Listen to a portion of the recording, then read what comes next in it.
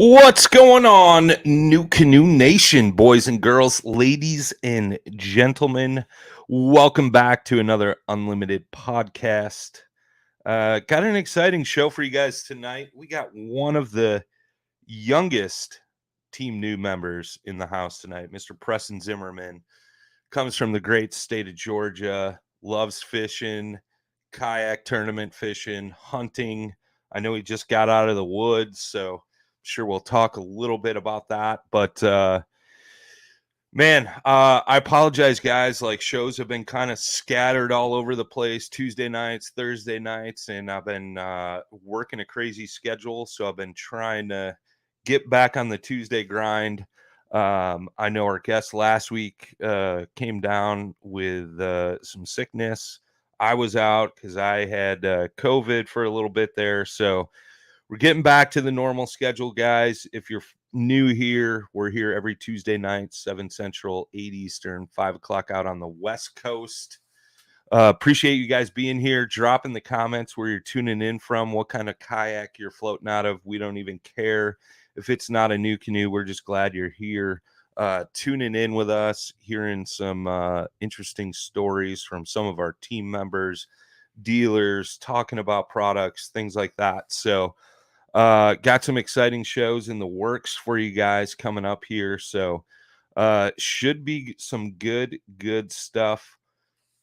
But let's get the man of the hour in the house, Mr. Preston Zimmerman. Welcome, my friend. Nice having you, or nice having me. No worries, man. No worries. Yep. Don't be nervous. It's okay, man. I've done this before. This Podcast. is your second podcast? All right. Yep. All right. I was going to say, I figured it was kind of your first, but I wasn't really sure. So, no, Second good time. stuff. Yep.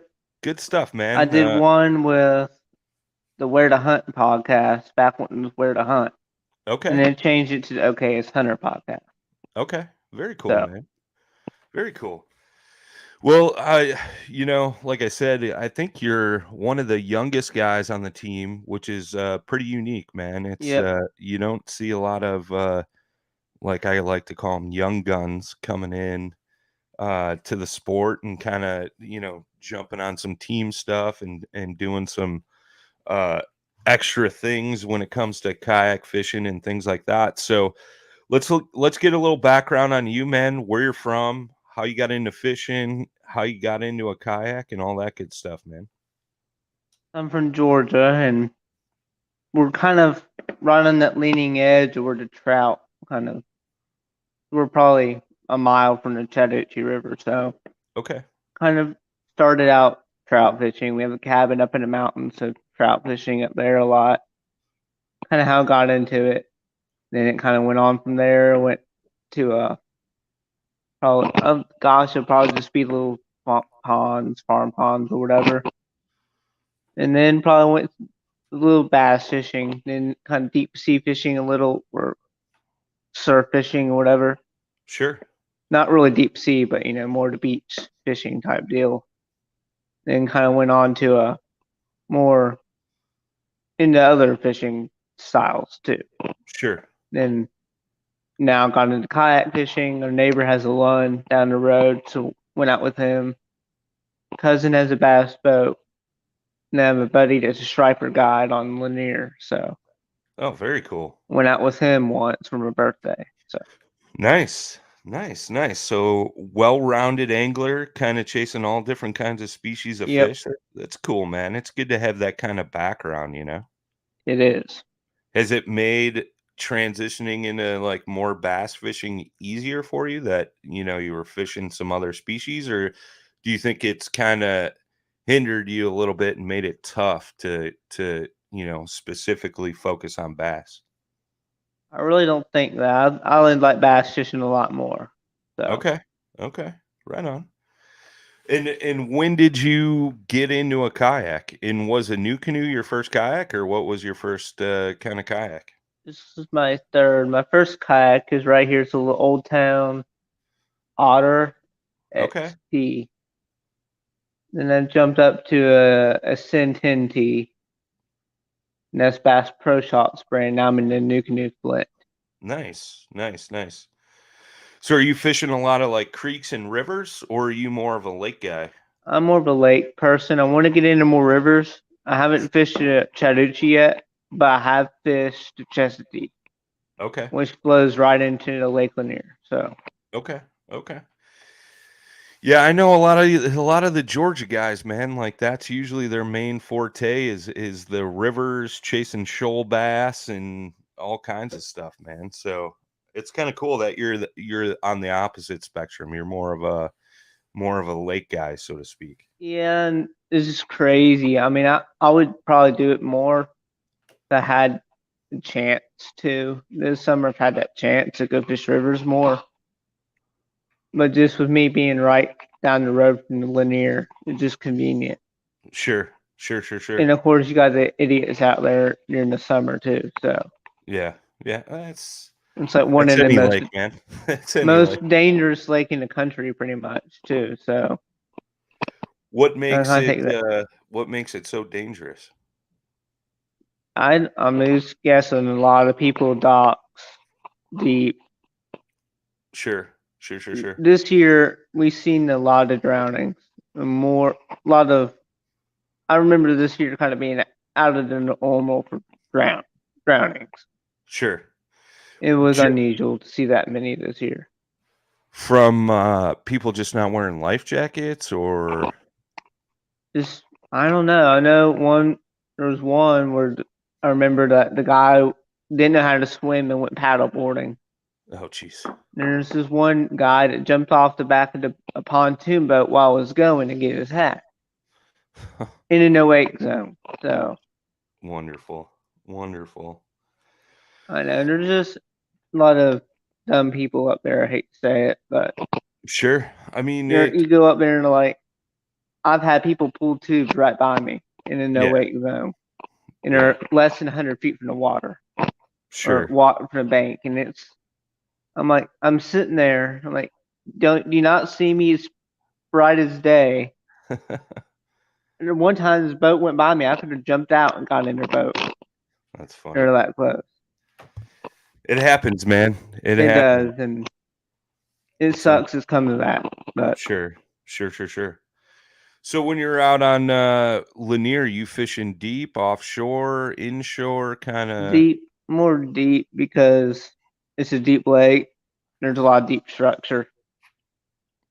So I mean, you can go out there right off the ramp, and it might be 30, 60 feet or whatever. So Oh wow, yeah, I'm more of a deep person, deep fisherman, because that's where I find the fish to be most of the time in my experience. sure, sure, sure, sure. I mean, I've seen some big fish up shallow during the spawn, but couldn't get in a bite. But it's more of a deep lake to fish. Okay, okay.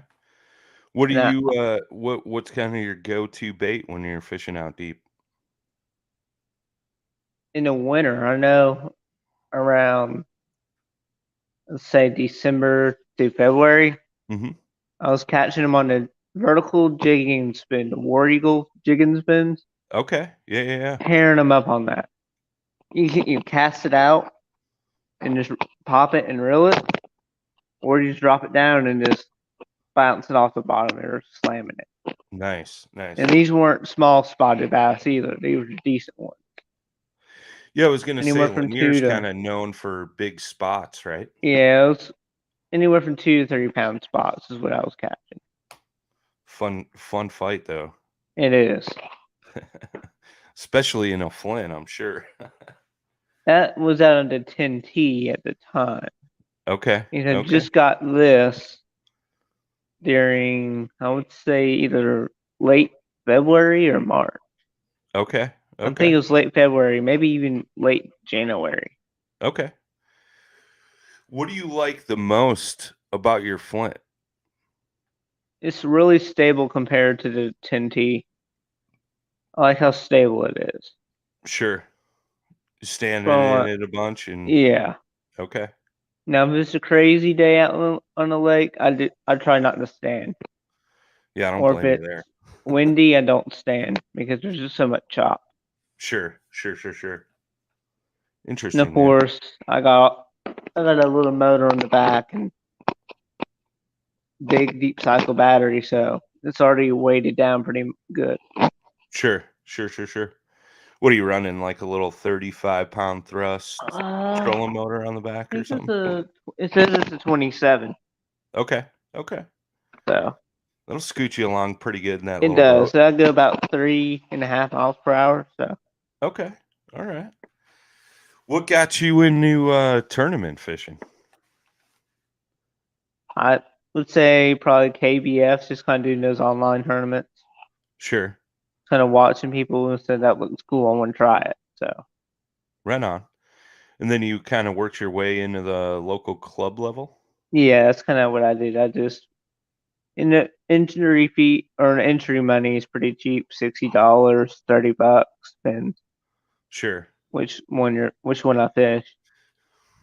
And you're fishing the Peach State Kayak Trail and then also Appalachian Kayak Trail Correct. as well? Yeah, and they're more Georgia, Tennessee, North Carolina, South Carolina, Okay, so kind kind of of like up that in there. corner there. Yeah. That's cool, man. That's And cool. would say one another lake I fish is Lake Conasauga. It's the highest elevated lake in the state. It's a 20-acre lake. And then you got it's Lake Chattooga. I fished that once for a tournament. It's crazy. That day it was like 5 degrees or whatever. Oh, geez. And I was in the 10T at the time, and ice was just building up on the side of the kayak. Oh, yeah. And it snowed the day before.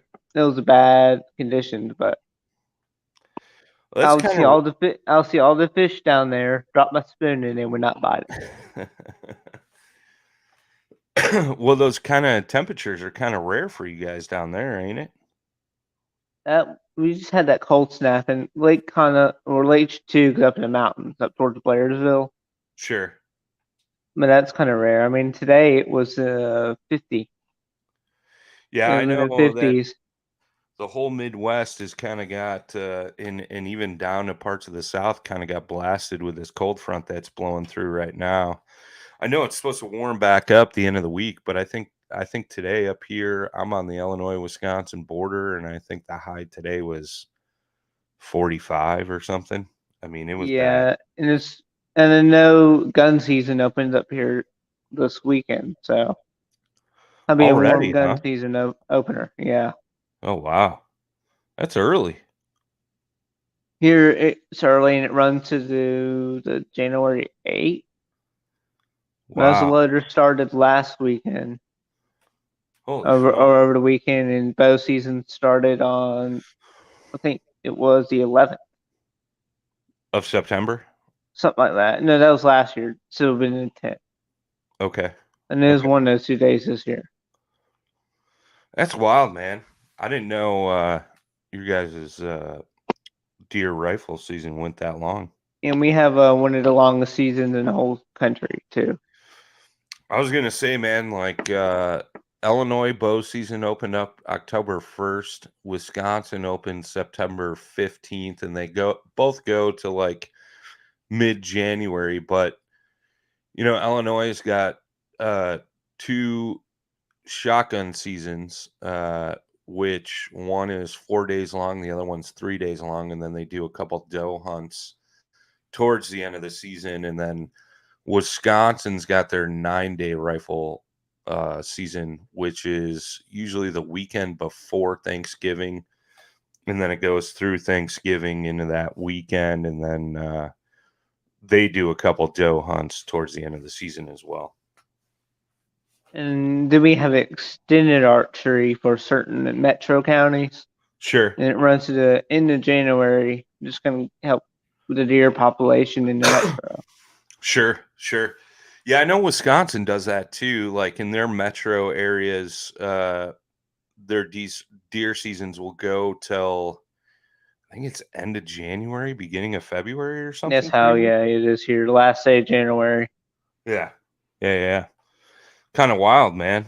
It is, and you can kill 12 total. Jesus. You can kill 10 does and 2 bucks. It's a lot of deer meat. I know. And I would say the reason I got into the suburban hunting would be seek one. And I think the reason I got into NuCanoe was also season one. Okay. All Because right. they were using their kayaks to pull deer out and stuff. Sure. I know they really utilized them this past spring, I chasing know that. turkeys as Yes, I well. know that too. Yeah. I went and I turkey hunted with Lee this past spring, but we didn't use a kayak though. Okay.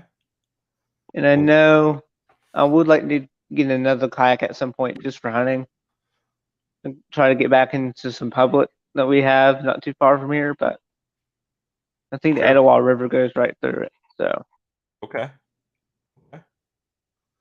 Very cool, man. Well, that's got to be kind of cool to be able to go out with those guys, eh? it is. It's really cool.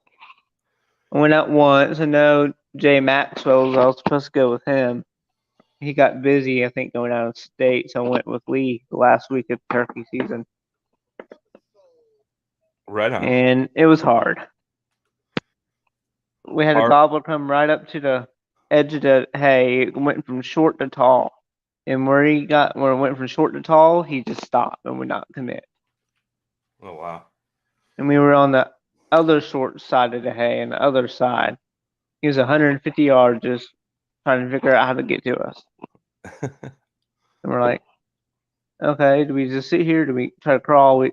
But we didn't get shot at him. Had a Jake probably about 200 yards out in front of us. Then we went around and we saw probably two toms, two Jakes, and a whole bunch of hens out in these fields we were hunting. But it just made it a lot more difficult being they were in the field. Sure. No way to So really approach them or anything yeah, and like there was that. cattle out there, and the cattle was messing us up. So There you go, man. Just use a cow as a decoy. You could just kind of hide behind it, yeah, but they were work towards it. at one point the cows would run right in front of us and between us and the turkeys, and they were just stampeding and scared of turkeys. We were literally just kept doing this, That's wild. trying to cut them off, and it never worked. But Sure. Well, I know you're working with what is it, Cedar Creek Outfitters yes, down there? yeah, How'd you get yes, and connected with those guys? I know I guess when you try to get on the staff, you get to they recommend you to a dealer. So Okay, so it was kind of recommendation. yeah, I know we had those guys on the podcast yes, I couple remember that. yeah, a couple months ago, and pretty cool little shop down there, man. And it seems like their online business is thriving really well as well. And um, cool little facility, man. Went fishing with Samuel at Lake. This was what's the lake? Carter's Lake. Okay, Carter's Lake is the deepest lake this side of the Mississippi. how deep does it get? At the dam, I think it's like 500 feet deep, Holy something smokes! crazy like that, and it's out up in the mountains. So Okay. So kind of one of those like high reservoir lakes or something. yeah, kind of like Lanier. And there's been some pretty big spots. I actually lost one this spring. Probably he was probably about 3 feet of water or less. Casted my I guess I would say it's a jig. A jig head with a wacky rig Cinco casted up on this log, and he took it immediately. And I set the hook like it felt like I went into a brick wall. He jumped out of water and spit it out. Oh boy, that's always fun, man. That's always It fun. is. And there was people on the pontoon going by. Like they saw it and it got off. It was bad. But I it's got a- on it's film it's too. it's Barely always the got on ones film. it's always the ones that get away that hurt us the most, right? It's not the ones we Exactly. catch. It's the ones that get away. Yep. Right on, But man. my biggest bass is 6'9", so That's a good chunky fish, man. and it looked like a spotted bass, but it's a largemouth, so Okay. caught And is that in a that little lake or probably like a 10-acre lake. okay? I was gonna say, was it Lanier? Did it come out of Lanier? But No, it didn't. that's cool though, man. The water was muddy, but it had some pretty colors to it. Nice. And I Nice. actually caught it out of the Flint. Sweet. Sweet. I like it, So, man. I like it. yep. Well, what kind of got you into the whole hunting side of things? I was saying my uncle or my dad. I can't remember. Okay. You hunt with So your dad a lot, or I'm a hunter safety, so I can hunt by myself now. okay. So Okay. Big boy I'm growing up, man. I don't need yeah, I'm you anymore, 19. pops. So I like it. yep, 19. Probably kill more deer than other 19-year-olds. So Sure. Sure, sure, sure. Super cool, man. It's exciting to me to see young guys like yourself getting into the outdoors and more involved in it and things like exactly. that. Like, is this something like you've always kind of pursued, or is it kind of something that just happened? Like, have Kind of you? just happened. Kind of got into it. I think when I was like 6. That's Okay, when I really started getting into hunting. I shot my first deer when I was in 5th grade. So okay.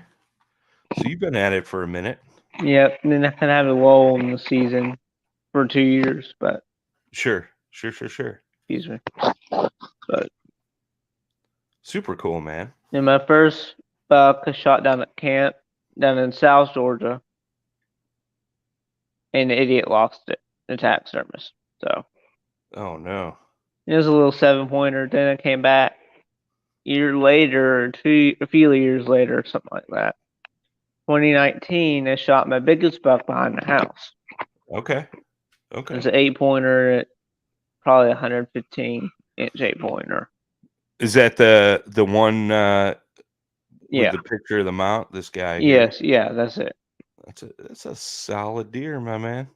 Yep. Then I shot a 3-year-old last year, a little 6 pointer. Okay. Probably, I would say in between 70 and 100 inches, but he was really wide. Sure, sure. He was Yeah, wide and tall. So I had a big I've always wanted to shoot a big six pointer, like a big mature six pointer. we the year prior we had a massive 6 pointer. He had probably, I would say, in between 12 and 15-inch brow tine. Oh Was wow. really tall and wide and had decent mass. I had one So showing up on camera and a real nice older gentleman actually harvested it this past Saturday. wow. It went running past my trail camera at about 9 a.m. or 9:30, and I had gotten out of my tree at 9. And I was kinda upset. I had to go meet a friend of mine, and we had some breakfast, and we were going to scout some other land, and, I saw it run by in the camera, and I was like, "Man, I should have stayed an extra half hour." Well, it ran by because, this guy had shot it and, lost the blood trail. They called in a, tracking dog and actually found it Saturday night while we were out there hunting, and, I didn't get to see it, but a friend of mine did, and he said it was nice and healthy, man. It was a big, heavy set deer, a lot of mass, and, tines weren't super tall, but it was a nice little 6-point buck for sure. I know Georgia is actually going up with bigger deer. We have Yeah, noticed that. They're killing a lot bigger deer here in recent I've noticed years. yeah, I've noticed that as well. I mean, obviously, I watch the Seek One guys as well, Yeah, wearing a Seek One hat, but, I can tell. it's cool to see what they've done, but not only that, I think it's opened a lot of people's eyes down there that, um, Yeah, you know, for they sure. could they could harvest some big whitetails versus coming up to Illinois, Iowa, some of those big buck states in the Midwest, Ohio, things like that, and, they're harvesting some giant deer down there, man, and it's pretty incredible to see what those guys have done, but not only that, but you've seen a lot of other guys spawn off that, at the same time and, chasing big deer down there. I've seen some absolute giants here in the past. Before I started hunting around the house, just Sure. absolute tanks. And of course they'll get shot like a few days later. Sure, sure, sure, sure. It's always seemed like during the rut we see at least 2 mega giant deer, or at least 2 really good deer during Nice. the rut. Then you never see them again. Disappear And and then they come back when they're in heat. Sounds like. yes, and it's crazy because Lee swears they follow the river. Sure. They follow it. Very possible, man. They Very follow that possible. river and creeks that flow into it, and I think that's what they're doing. It means we're like a mile from the river, Sure. Sure, sure, sure. so It's an easy way to travel for them, you it know? is. And I Super also cool, have a man. permission along the river too, so That's awesome, I man. would like to get the kayak and access it through there. The only issue is when they let open the dam from Lanier. I'm like, if they end up opening up the dam and I'm out there, that won't be good. Yeah. I'm sure it Um, gets a little, water's moving pretty quick then, eh? yeah, I think I've heard that like if you're out there, you shouldn't even be out there when they open it up. Sure. The Sure, sure, water sure. moves so quick. Well, they're probably starting to draw it down, right, for winter pool? Do they do that on Lanier? Yeah, they do. The lake's actually down right now too, Okay. because we haven't had much rain, Sure. which sucks. I think it's about 3 or 4 feet down, so Okay. which has been worse. It seems like that's a common thing across, like, that, the center part of the country, you know, and, just not a ton of rain and all waters are down. I know a friend of mine in Knoxville was saying the same thing about, some of the lakes up there and, you know, they were already low and then they've kinda drawn Yeah, down. that's kind of how it was. Yeah, it was already low, or it was already draining it down. Then we got into the drought. Now they got to drain it down for winter. Sure. Sure, sure, So it's sure. just kind of not a good situation too. Then the Sure. Corps actually does didn't do it this year. We got into it, but we didn't do it. They do a draw hunt or a quota hunt on the lake. Okay. So you get a boat, go out to the islands, hunt the deer, so or hunt around the dam, around That's the kinda park, cool. So it's just which like a is lottery system drawing yeah, to draw a specialty tag for that? yeah. And it's the Corps does it, but your state tags count. Then sometimes the DNR will put on quota hunts on the state Sure. parks where your tags don't count, Right on, and right just on. kind of manage the population. Mr. DeVries, how you doing, sir? Hope you're doing well. My So good friend, Richard there, owner of, Eastport Marina, also a NuCanoe dealer. Just had a birthday. Happy birthday, my friend. Hope you're, feeling nice and young. But, no, it's super cool, man, that, Georgia's doing those kinda cool different, you know, things, to open up more opportunities to hunters down there. one thing I would say, the turkey population is terrible here. Ooh, okay. It's not doing as good as they would hope. They went from 2 to 3 gobblers a year, and it went down to 2 and 1 a day. Okay. Okay. And they shortened the season up too. Sure. Yeah, it's interesting, man. Like different seasons, different populations across the country, you know. It's I mean, I've seen it here right around my house, you know, like I I can't hunt in my neighborhood. However, I usually have 6 hens running through my yard every other day, it seems like. And then you'll get some Jakes and Toms coming Yeah, through, following and behind them, but yeah, and we only seen around turkey season or to the end of turkey season. We would only see 1 or 2 turkeys sure. around the house. They're just in the metro. You don't see them as much.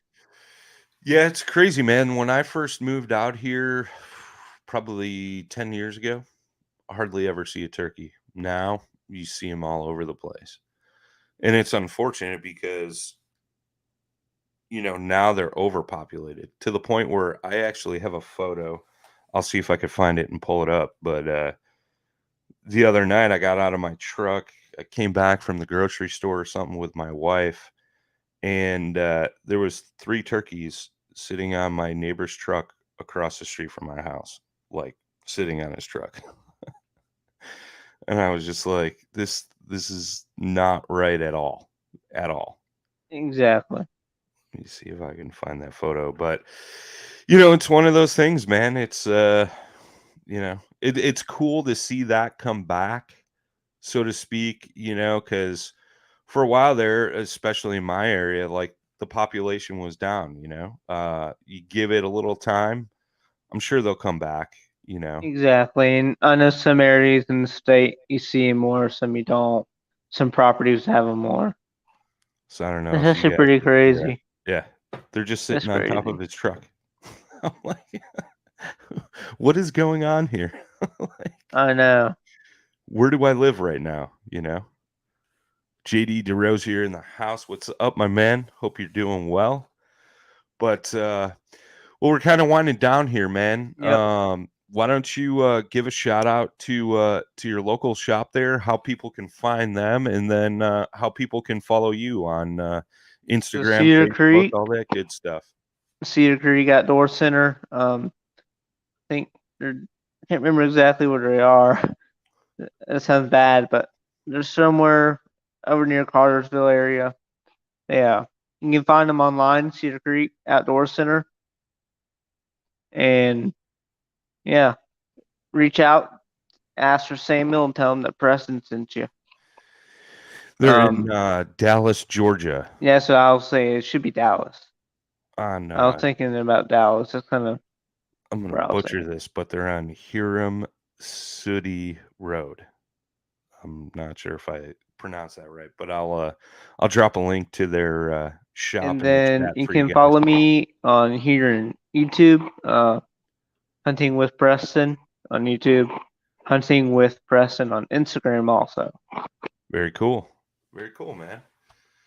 Well, I appreciate you jumping on tonight, Yep. man, and just kind of chatting about yourself, what you do, telling us about the great state of Georgia and all the fishing and hunting opportunities it has down there and all Yep. that good stuff, man. Keep on trucking, brother. It's good to see a young man like yourself. Sitting in the Flint right now, too. So I'm going to try to show the setup real Nice. quick. Got the grass. I actually got a piece of plexiglass right here where I can turn my navigation lights on. Very cool. They got charger outlets there too. So Very cool, man. Sweet little all right. setup there. Appreciate it, Yep. Preston. Thanks All right. again for jumping on, and we'll catch up with you soon, my man. Yep. Sounds Thanks, good. buddy. See you. All right, guys, there you have it. Preston Zimmerman. Go give him a follow.